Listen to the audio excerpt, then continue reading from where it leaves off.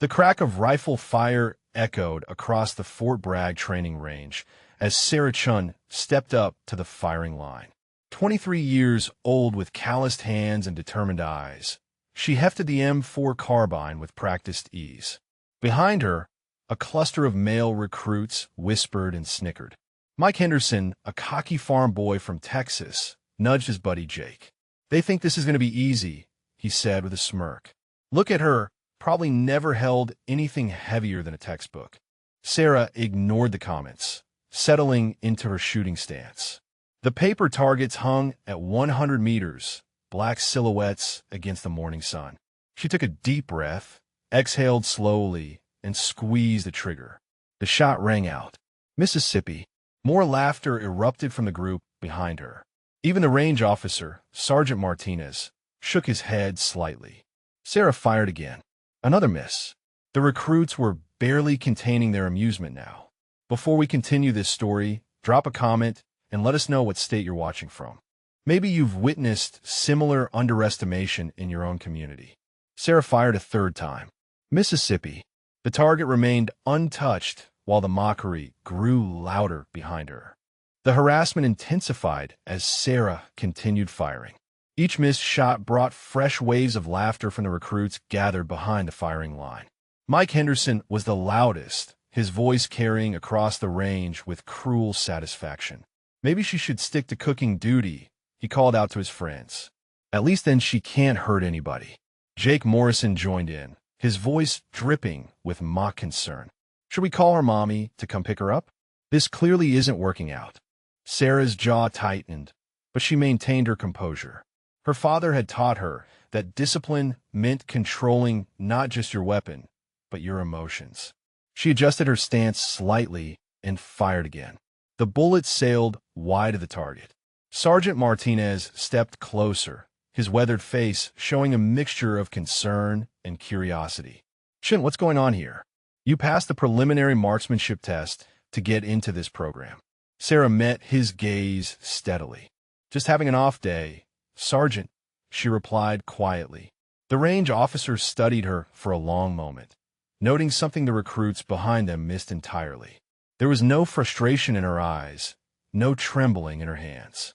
Just calm, methodical focus as she reloaded and prepared for another shot.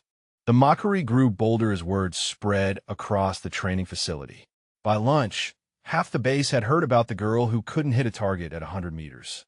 Sarah sat alone in the mess hall, methodically eating her meal while conversations buzzed around her.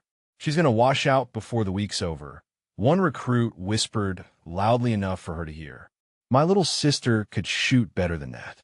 Mike Henderson slammed his tray down at a nearby table, making sure his voice carried.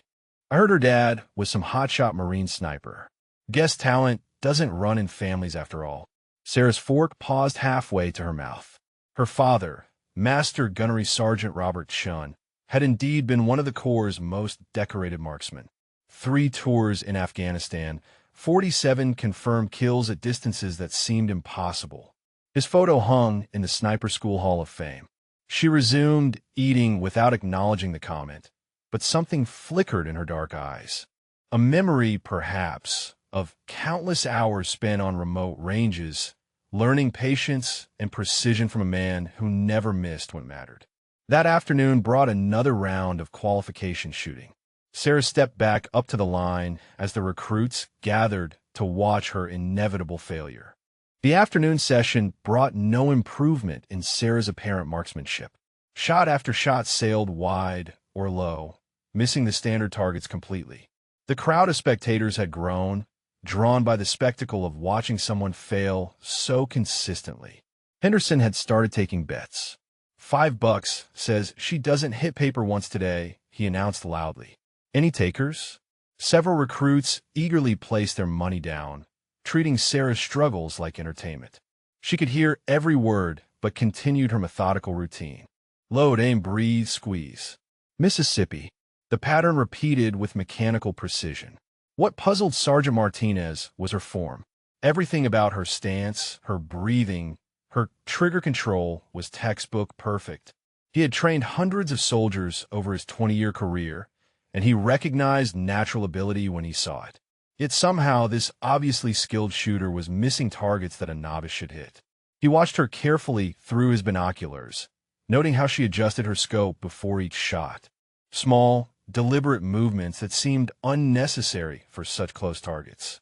Her breathing was controlled, her grip steady, her follow-through flawless. Something wasn't adding up, and Martinez had learned to trust his instincts when things didn't make sense on his range. By the third day, the betting pool had reached $200. Mike Henderson strutted around the barracks like he owned the place, collecting money from anyone willing to wager on Sarah's continued failures. The harassment had evolved from casual mockery to organized humiliation. "She's going to cost taxpayers a fortune in wasted ammunition," Henderson announced during evening chow. "Maybe we should start a collection to buy her some glasses." Jake Morrison laughed so hard he nearly choked on his food. "Or maybe a compass, so she can figure out which way the targets are." The other recruits roared with laughter, but Sarah continued eating in silence. Her calm demeanor only seemed to fuel their cruelty. They wanted a reaction, tears, anger, something to validate their behavior. Word of the betting pool reached the drill instructors, but they chose to let it continue. Competition was part of military culture, they reasoned, and if Chin couldn't handle the pressure, she had no business in advanced training. That evening, Sarah sat alone on her bunk, methodically cleaning her rifle. The weapon gleamed under the fluorescent lights, every component perfectly maintained. Her movements were precise, practiced, almost ritualistic. Across the barracks, Henderson counted his growing pile of cash, already planning how to spend his winnings. The fourth morning brought an announcement that changed everything. Captain Williams stood before the assembled recruits, his expression grave as he delivered the news that would determine their military futures. "Today marks your final qualification assessment," he declared. "Anyone who fails to meet minimum marksmanship standards will be immediately dismissed from the program and reassigned to non-combat roles." A hush fell over the group. This wasn't just another training exercise anymore. Careers hung in the balance. Dreams of elite military service could end with a single poor performance. Henderson's grin widened as he glanced towards Sarah. "Easy money," he whispered to Jake. "She's about to wash out in front of everyone." The stakes couldn't be higher. 3 years of training, thousands of dollars in specialized education, and the chance to serve in the military's most prestigious units all depended on hitting targets that Sarah had been missing consistently for days. As the recruits filed toward the range, nervous chatter filled the air.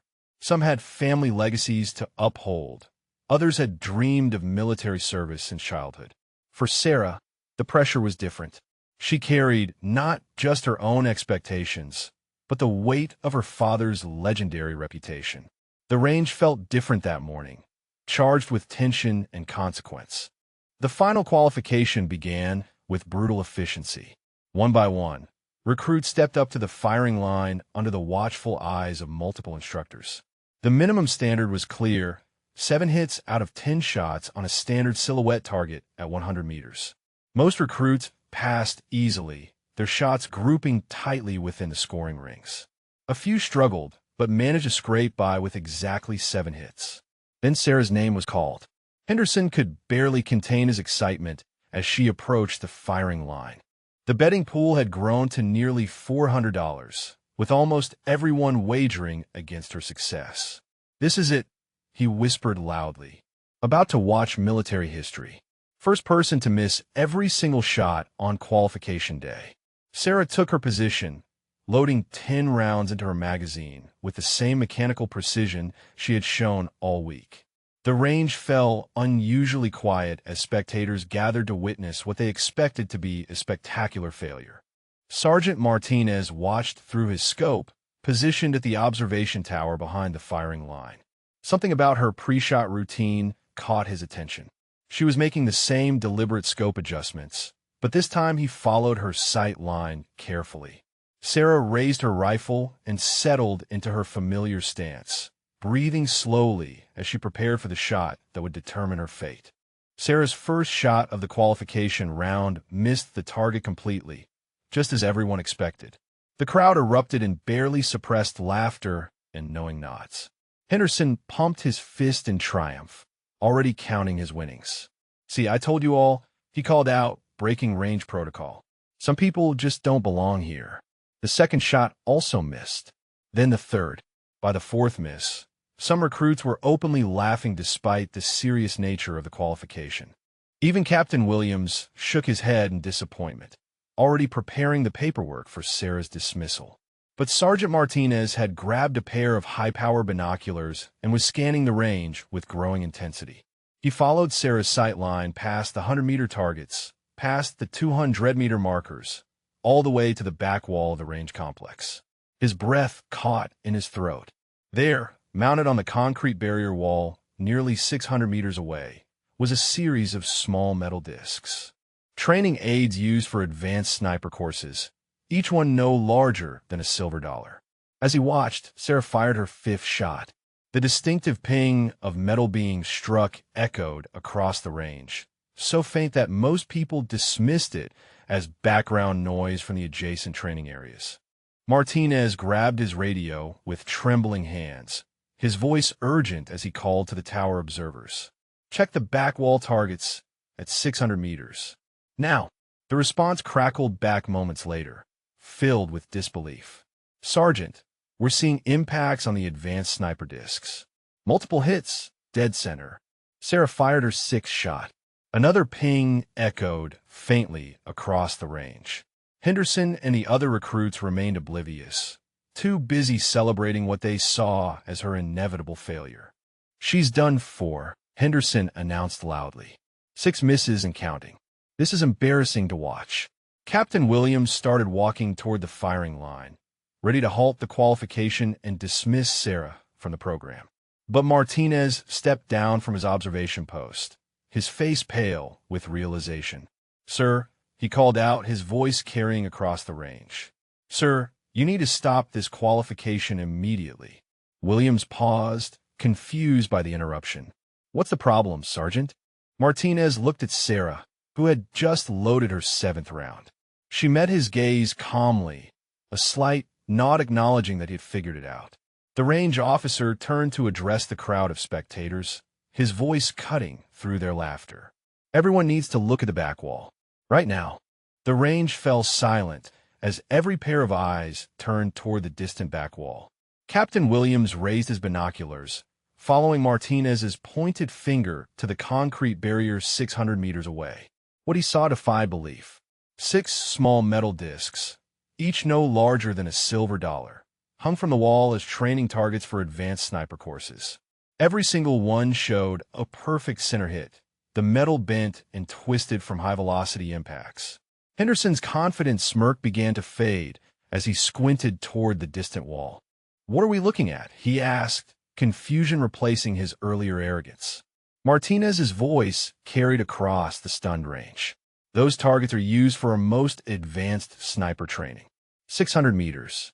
She's been hitting silver dollar-sized targets while you all thought she was missing paper silhouettes at 100. The realization hit the crowd like a physical blow. Sarah had been demonstrating marksmanship skills that most soldiers could never achieve, even with specialized training and perfect conditions. She had been doing it while enduring constant harassment and ridicule.